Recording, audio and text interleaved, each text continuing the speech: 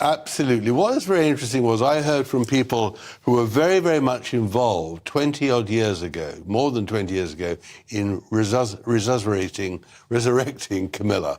Their job was to take her from the mistress in 1996 and get her to be queen. You know how the royal family operates, right? Everything is carefully planned, meticulously timed, released through proper channels with months of preparation. So when a statement drops late at night, completely out of nowhere, you know something massive just happened. And on January 30th, 2026, that's exactly what went down. It was just past 10 p.m. when Buckingham Palace issued a statement that nobody saw coming. The wording was surgical, precise, the kind of language that's been reviewed by about 17 lawyers before it ever sees daylight. And here's what it said. In accordance with the personal testamentary wishes of Her late Majesty, Queen Elizabeth II, a privately held Highland property has officially passed to Lady Louise Windsor in full and exclusive title. Now, if you're not deep in royal watching, that might sound boring, administrative, just another piece of paperwork. But here's what makes this absolutely explosive. For weeks before this announcement, Queen Camilla had been quietly, persistently, almost desperately trying to get control of that exact same property, and she failed completely. Let's back up, because this story doesn't start with a palace statement. It starts in early January 2026 in the Scottish Highlands, at a place most people have never heard of called the Grey House. And the reason you've never heard of it, because Queen Elizabeth made absolutely certain you wouldn't. According to multiple palace insiders, the whole thing kicked off when Camilla requested a private meeting with King Charles at Berkeley, his Scottish residence. Now, on the surface, this was just a conversation between husband and wife, nothing unusual. But what Camilla brought to that meeting was a fully developed proposal for something she called heritage stewardship. Her pitch was elegant, I'll give her that. She wanted to bring the Grey House under official royal management, joint control between the Crown and her personal charitable foundation. She talked about restoring historic Highland architecture, creating literary retreats for British authors, conservation projects tied to environmental initiatives, limited invitation-only heritage tourism. It all sounded incredibly reasonable, but here's where it gets interesting. Palace insiders say her proposal went way beyond cultural preservation. See, the Grey House sits on over 200 acres of absolutely stunning Cairngorms terrain, and it's positioned between historic hunting corridors that Queen Victoria herself used to favour. There are water rights feeding into tributaries near Balmoral lands. In other words, controlling this estate would mean proximity to the monarchy's most symbolic Scottish holdings. One official put it bluntly, she wasn't asking for a cottage, she was asking for geography, legacy and leverage. And here's the kicker. Camilla had apparently already sent surveyors to the region weeks before this meeting. Under the cover of environmental evaluation, architectural consultants had prepared restoration budgets. Tourism specialists were exploring boutique-level heritage programming. To anyone who knows how the palace works, the direction was unmistakable. This wasn't exploration, this was a takeover plan. Now, King Charles could have rejected the idea outright. He could have said no directly, but that's not how royalty operates. Instead, he did something far more devastating. He stalled. Meetings got deferred. Legal counsel was suddenly needed. The Royal Estate Council was asked to review ownership structures that hadn't been touched since the early 1950s. Then, on January 12th, during a closed session attended only by Charles, his private secretary, and two constitutional advisors, the King issued what insiders describe as a soft but immovable line. The estate was not available for reassignment. Not now, not ever. But here's what Charles didn't say, and this is what palace aides noticed immediately. He didn't explain why. He didn't reference his mother's instructions. He didn't mention Prince Edward's household. He never once said Lady Louise's name. Instead, he framed the refusal as a matter of pre-existing private settlement beyond Crown review. One advisor later described his tone as gentle, controlled, but absolutely final. And Camilla, according to people who were there, left that meeting composed on the surface, but visibly shaken, because by then she already suspected what was coming. 3 days later, the palace confirmed what Camilla had feared. The Grey House had been left outright to Lady Louise Windsor, not to Prince Edward, her father, not to a shared family trust, not to royal administrators. To Louise alone, the late Queen's private will, which had been sealed back in October 2021, designated her youngest Wessex granddaughter as the sole and unrestricted owner. That means all buildings, all land titles, all archival holdings, all staff contracts, and here's the part that really matters, a perpetual right to refuse public access. One clause that's now circulating among senior courtiers reportedly reads, "This house is to remain a refuge, not a monument." What absolutely stunned the household wasn't just that Louise got the property, it was how she got it. The estate bypassed Edward entirely, it flowed directly to his daughter. It's essentially a dowry-like bequest, an act of profound affection, and to some people, unmistakable favouritism. But for those who knew Elizabeth II best, this didn't come as a surprise. For years, palace aides had noticed the Queen's gentle partiality towards certain granddaughters, Catherine, Beatrice, Eugenie, Charlotte, and increasingly toward the end of her life, Louise. One confidant said Louise reminded the Queen of her own sister Margaret in her youth, but without the tempest. Quiet, observant, devoted to animals and history, comfortable with silence. During the summers between 2019 and 2021, Louise spent unusually long stretches at Balmoral. She'd walk with her grandmother in the mornings, read in the private libraries in the afternoons, help sort personal papers that would never reach the Royal Archives. And one former lady-in-waiting put it perfectly, she didn't perform. She was present. That distinction became decisive. For the Parker Bowles family, this announcement landed like an earthquake. Tom Parker Bowles, Camilla's son, had apparently already been exploring heritage partnerships linked to Highland food tourism. Advisors had quietly researched zoning regulations near the Grey House months earlier. Suddenly, all of it evaporated. Worse, the will had locked them out completely. One associate of the family described the mood as shock first, then disbelief, then rage. The Queen had drawn a final boundary and they were outside it. Phone calls started flying across London and Gloucestershire. Lawyers were consulted, then dismissed when the will proved ironclad. And at the centre of the storm stood Camilla, trying to reconcile her years of service with a legacy she'd never been allowed to touch. Now, for most of the public and even many royal correspondents, the Grey House might as well have never existed.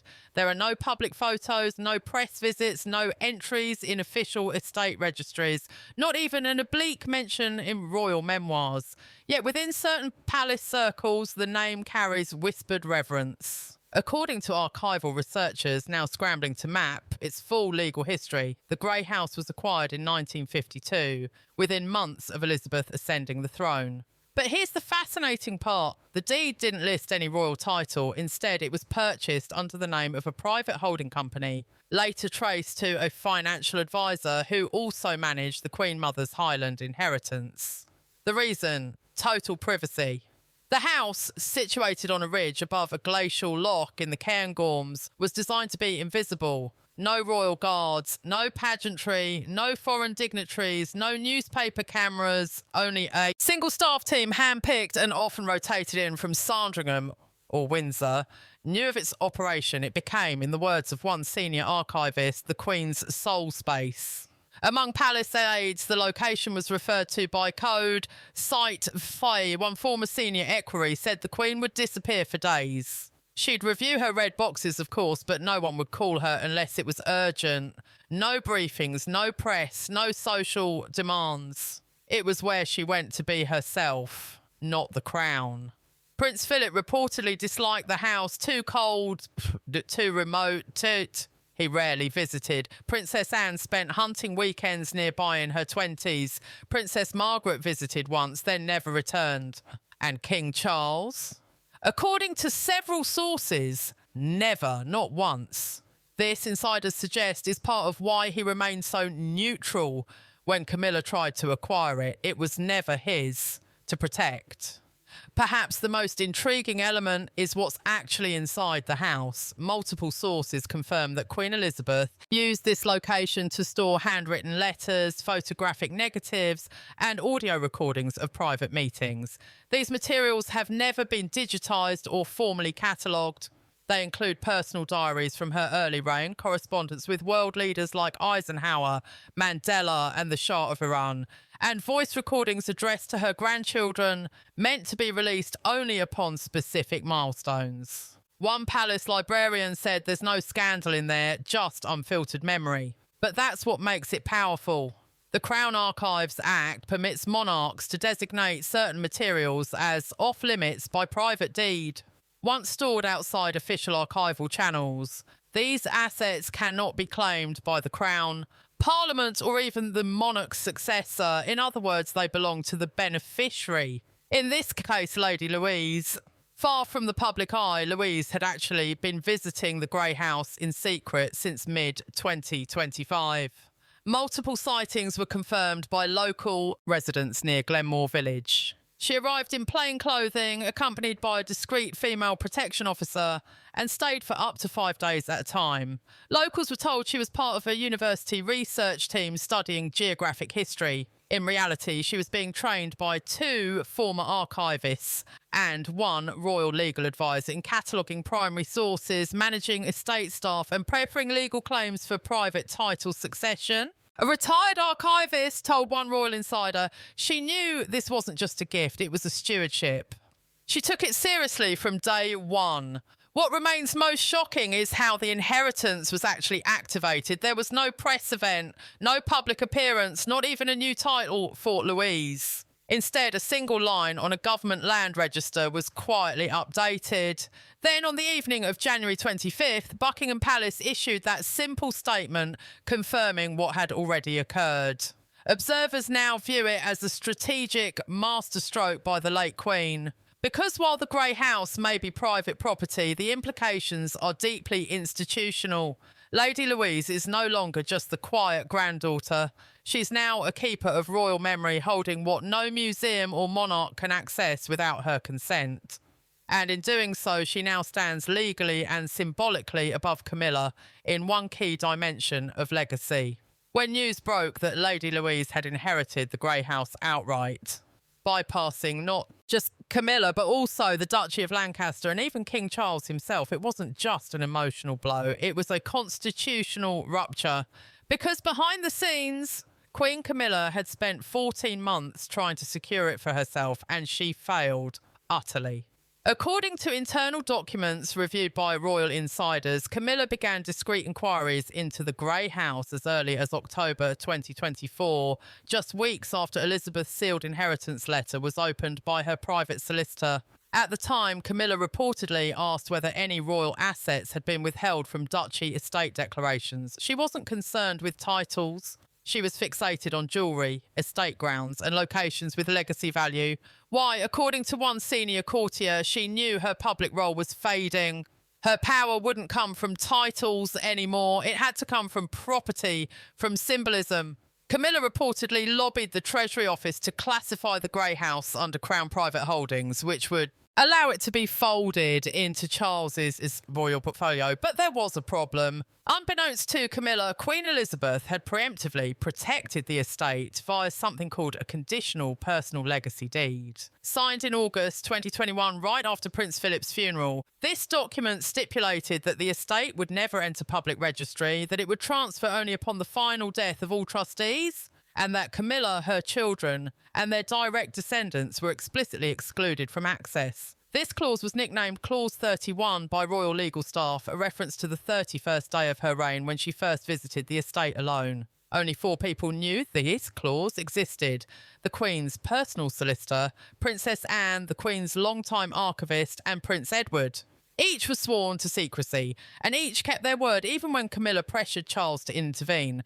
The role of Princess Anne in this saga cannot be overstated. She wasn't just an ally to Louise. She was the executor of the transfer. According to internal memos, Anne ensured the staff at the Grey House remained under private payroll. Personally delivered the key to the property in a sealed envelope to Louise during a private riding retreat in Scotland, and most importantly confirmed to Charles that the Queen's intentions were legally binding and irreversible. When Camilla attempted to contest the inheritance with a petition through the Privy Purse legal office and reportedly shut it down in a single sentence, "You do not challenge the last wish of the sovereign, you honour it." Duchess Sophie, Louise's mother, played the quiet defender. Rather than engage Camilla publicly, she worked behind the scenes to block any legal audit of Louise's personal finances, prevent media leaks regarding the estate's location, and ensure Louise received private intelligence briefings about surveillance attempts on the property. Yes, surveillance attempts. According to cybersecurity experts hired by the Duke of Edinburgh's office, attempts were made in late 2025 to drone scan the property's roofline and install remote trail cameras on the estate's northern tree line. None succeeded because Sophie had prepared for this and because she knew how desperate Camilla had become. At the most critical juncture, in November 2025, just before the public inheritance record was filed, Camilla reportedly called in a personal favour from Prince Edward. She asked him to delay the release, citing family unity, future legal clarification, and the need to cool tensions. Edward refused. His response was simple but devastating. "My daughter will not be a placeholder for your ambitions. You had your turn."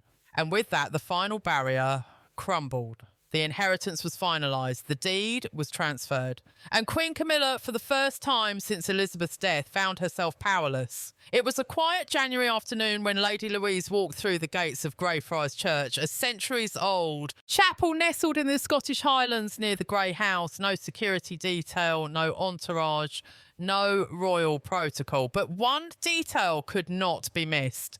Pinned to her lapel was a brooch never before seen in public. Royal historians were stunned.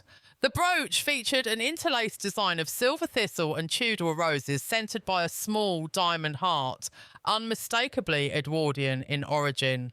But the signature detail, a discreet engraving on the underside, for service, not spectacle. This phrase was part of a private motto used by Queen Elizabeth in her handwritten correspondence with only three people: Princess Anne, Prince Philip, and Lady Sarah Chatto. And now the implication was clear. This wasn't an accessory, it was a signal. After placing flowers on the altar and lighting a candle, Louise stepped up to the microphone for what attendees thought would be a local charity announcement. What she delivered instead became the most shared royal video clip of January 2026. "The house I inherited is not a trophy. I do not claim it because of my name, but because of what I've learned from those who came before me. Quiet loyalty, private strength, and faith that does not perform but protects. I will not run from the inheritance of character, and I will not allow its memory to be rewritten for convenience." Then she bowed. Not to the press, not to the cameras, but to a stone plaque behind the altar marked with a quote from Queen Elizabeth's first Christmas broadcast. "It is not the crown that grants duty. It is duty that gives meaning to the crown." Within hours, the palace issued a rare response, not from the king, but from Princess Anne herself. Her short statement read, "Lady Louise speaks not as a future monarch, but as a guardian of what cannot be inherited.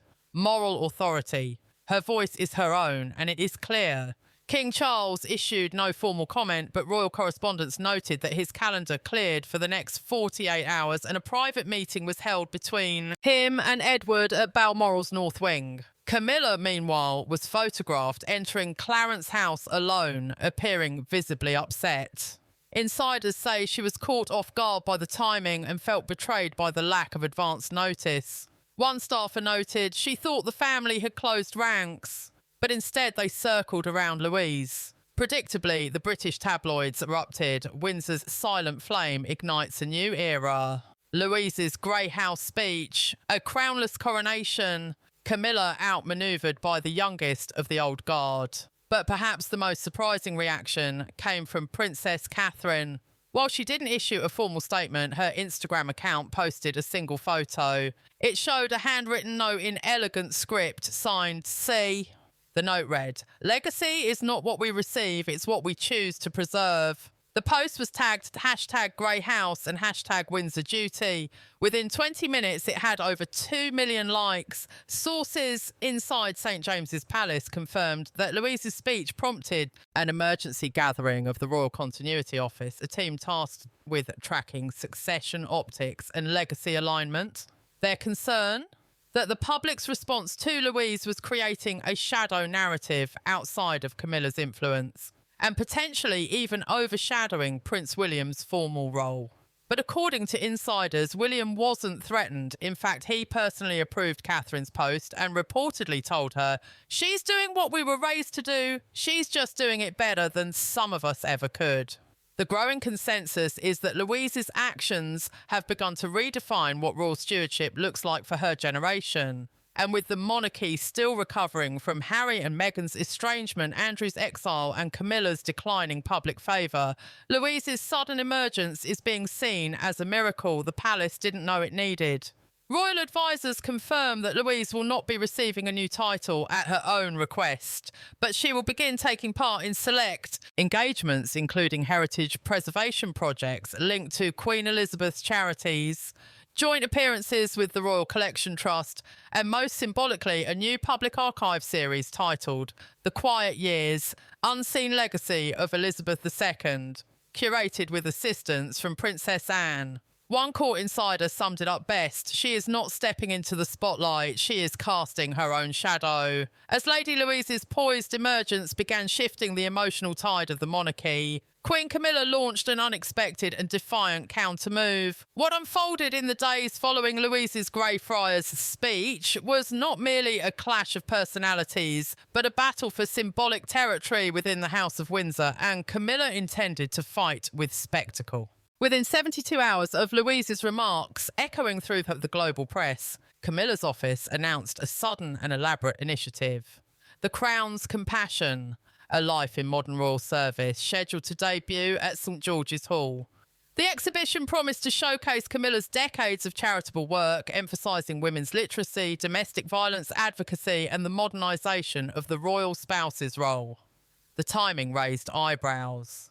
The announcement came just 30 minutes after the Royal Collection Trust confirmed Louise's joint archival project with Princess Anne. Even the venue selection appeared strategic. St George's Hall was one of Queen Elizabeth's favourite ceremonial spaces, reserved for state banquets, royal weddings, and the lying-in-state reception after her passing in 2022. Now, Camilla sought to reframe it as her stage. Royal insiders said the Queen Consort was adamant.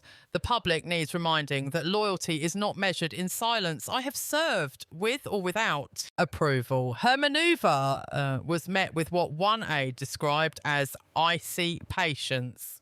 Princess Anne reportedly refused to comment when asked by the press at a naval charity dinner. Her only remark, given with a dry smile, was some stories write themselves. But the true blow came from King Charles himself. Instead of attending Camilla's exhibition launch as scheduled, he delayed his arrival by an entire day, citing a health review meeting at Balmoral. In his place, only a handful of lesser royals attended. To those who knew how to read the signals, it was a clear royal demotion in real time. The exhibition opened to lukewarm public response while the displays were impeccably curated. Critics noted the lack of emotional authenticity. Several exhibits were heavily focused on photographs of Camilla herself, with captions highlighting her role beside the sovereign. One royal biographer wrote, "It is less a tribute to service and more a scrapbook of a contested reign." On social media, the backlash was sharper. The hashtag Grey House over glamour began trending. More notably, Catherine posted a story showing Louise, Anne and 3 staffers sorting archival boxes.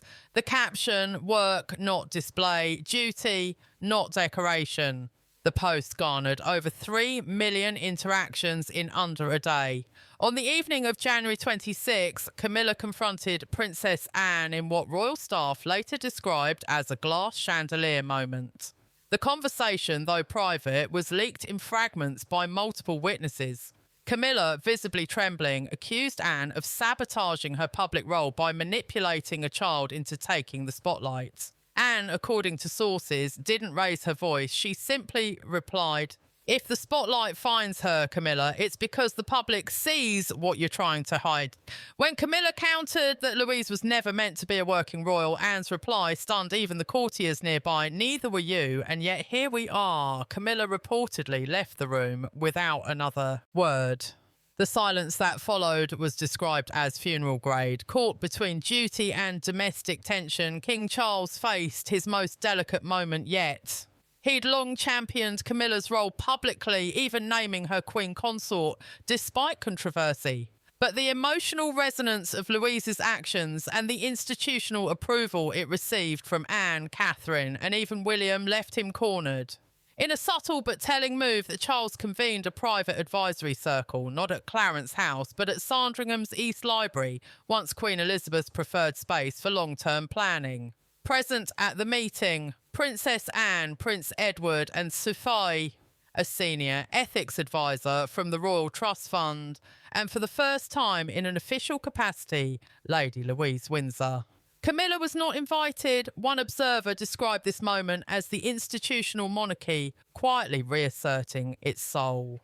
Just 2 days later, Camilla's exhibition was quietly shuttered, citing reallocation of space. For public renovations, no farewell statement was issued. Instead, the royal family's official website uploaded a new banner. The Quiet Years, a reflection on unseen service, opening spring 2026, curated by Lady Louise Windsor and H. Princess Anne. Underneath was a single quote from Queen Elizabeth: "What is remembered with dignity endures longer than what is displayed for applause."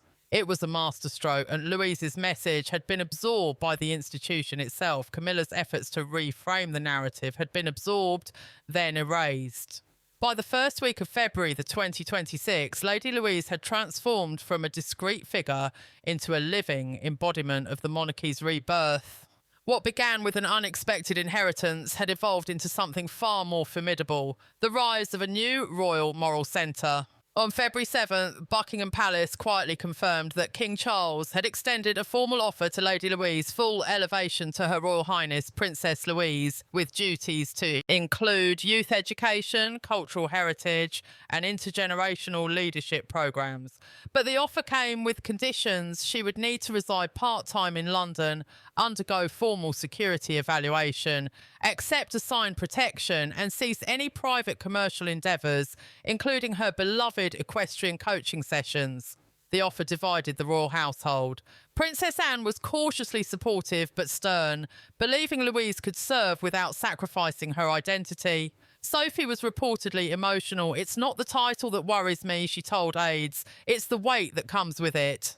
As expected, not everyone welcomed Louise's rise. On February 8th, Meghan Markle appeared on a US talk show and made veiled comments that many interpreted as a direct undermining of Louise. When people are elevated based on silence rather than service, we must ask ourselves, what values are being rewarded? Though Meghan never mentioned Louise by name, social media exploded. Anonymous sources claimed Louise had been groomed by the institution and was only given a platform to erase those who dared to speak. In response, Princess Anne and Prince Edward jointly issued a rare statement. Lady Louise Windsor has neither asked for a throne nor a stage. She has only ever accepted responsibility when others discarded it. The message was crisp, understated, and devastatingly effective. The backlash against Meghan's comments was swift, with multiple British media outlets branding her remarks as petty and tone-deaf. Rather than immediately respond to the title offer, Louise chose to unveil her own initiative, independent of palace protocol. On February 10th, standing on the steps of the Grey House in soft Highland snow, she announced the Grey House Initiative, designed to uplift those who serve quietly, protect heritage, and prepare young people for ethical leadership. The announcement, streamed live, drew over 9 million viewers. Louise emphasised she would work with Princess Anne, youth charities and interfaith scholars to design programmes free of spectacle, free of entitlement and free of vanity. But when pressed on whether she would accept the HRH title, Louise paused. Her answer stunned the room. "I am grateful for my family's trust, but I believe duty does not require a title. For now, I remain simply Lady Louise." Days later, the palace confirmed that King Charles had personally written her a hand-delivered letter, a tradition not used since Queen Elizabeth wrote to Prince William on the eve of his investiture. The letter reportedly included the line, "Your grandmother believed that greatness grows in silence. I now see she was speaking of you." Louise's reply read in part, "I will not seek a throne." By February 15th, royal commentators agreed a new moral axis had formed within the monarchy. On one side were those who sought spotlight, leveraging title for narrative. On the other was Lady Louise, who had declined elevation but earned reverence. She had inherited not just Queen Elizabeth's private estate, but her ethical legacy. She had endured attacks without retaliation. She had spoken with humility, acted with courage, and rejected vanity when it was easiest to accept. And so, even without a crown, without an official HRH title, the people began calling her something else, the guardian of the Grey House.